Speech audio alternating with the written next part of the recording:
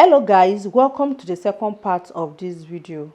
In this tutorial I will be showing you how to draft the back panel of a basic trouser pattern using the front panel as a template. So which means I will be grading the front panel in order to draft the back panel.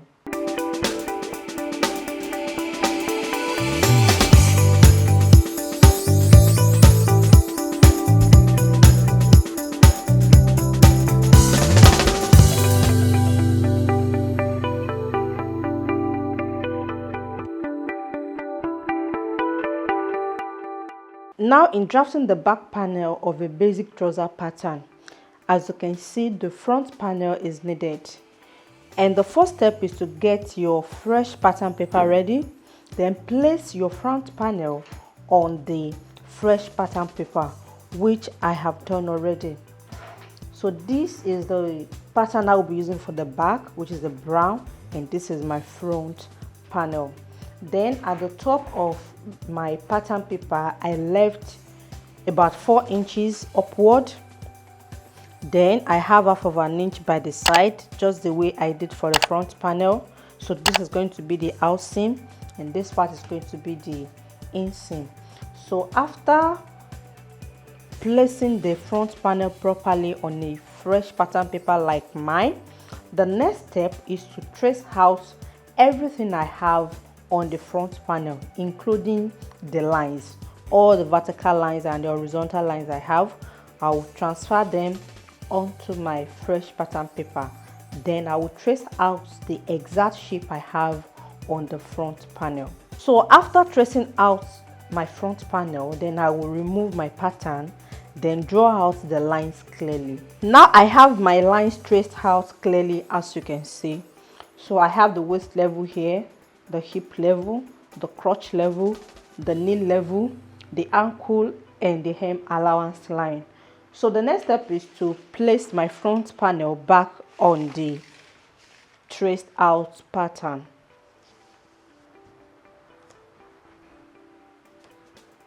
So after placing the pattern back like so, the next step is to get the midpoints in between the waist and the hip level. So I will get the midpoint and draw out a straight line.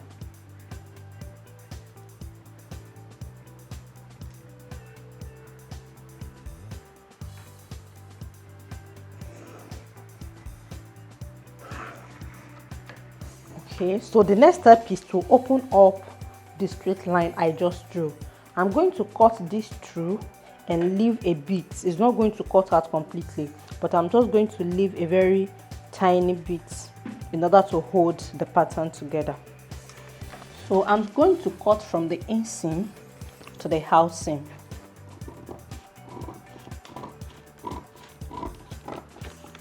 So after opening it up, then I'm going to spread this by 3 inches. Why I'm opening this is to make the back crotch longer than the front crotch.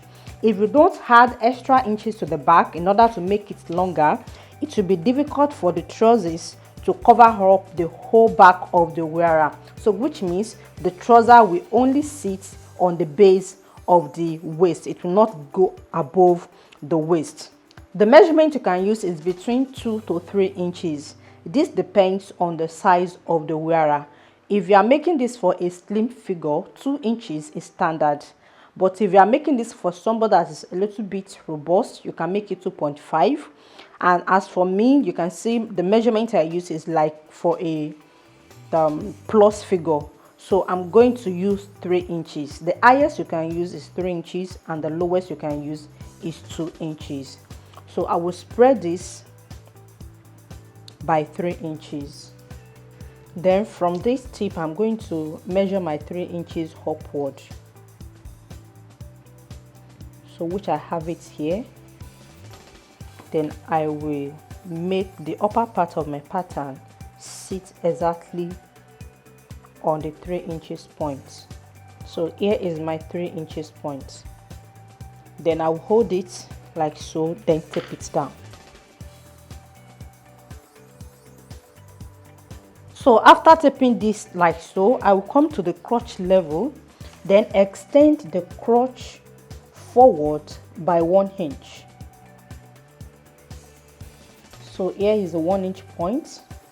Then I will take this point downward by half of an inch. I'm taking it down by half of an inch because of the size of this wearer. So if you are making this for a medium figure, medium large, or a small figure, what you need to use is 1/4 of an inch. So 1/4 of an inch and half of an inch. For a large, extra large, XXX large, you can use half of an inch. For medium large, medium figure, small figure, extra small, 1/4 of an inch. So I will take this downward by half of an inch. So this is to create enough room for the buttocks.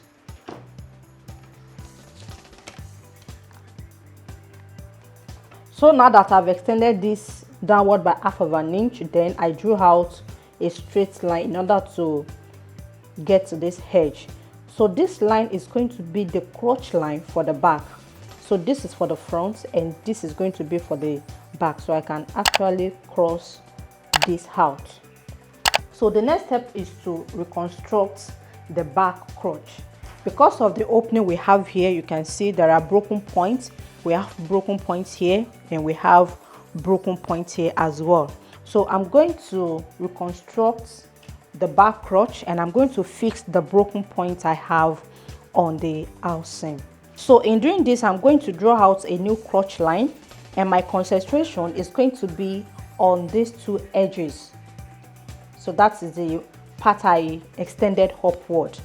So while placing my ruler, you can see this point is left out already, so it is not necessary.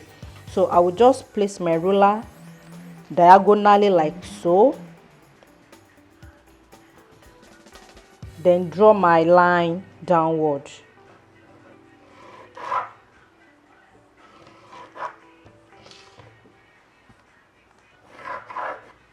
After drawing out the back crotch line, the next step is to construct the back crotch. And I'm going to do this using the measurement I measured downward, which is the half of an inch point. Then from here, I took my 2.5 inches upward, just the way I did for the front panel. So I'm going to construct my curve like so. So the curve is not going to be deep like the front panel, just a slight curve.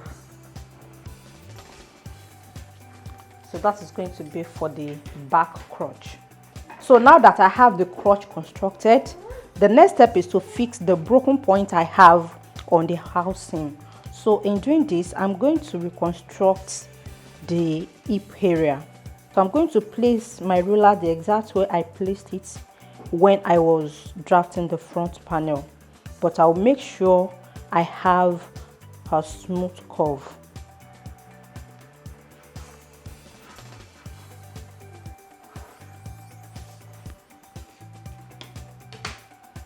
So this is going to be the housing for the back panel.